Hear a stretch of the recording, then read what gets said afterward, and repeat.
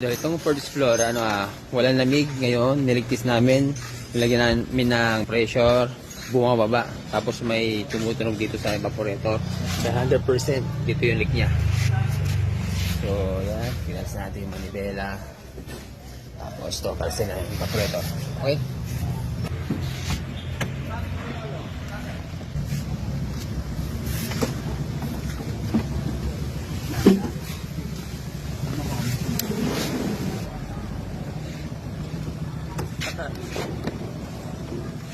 Talian na lang to. Tali ito.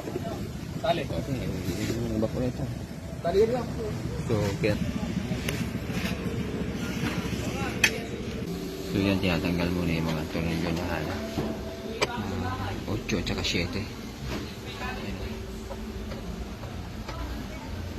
Para may labas natin yung evaporator. Mga idol, yung pinalitan natin na evaporator. Ayan, okay na. Oh, ramdam mo sa labas, oh. Lamig, oh. Hop, sige natin yung gauge. Ayos, oh. Ready, oh. Oh, ang lamig, oh. Parang yellow. Wow, okay. Okay, sa oret na to. Parang ginawa.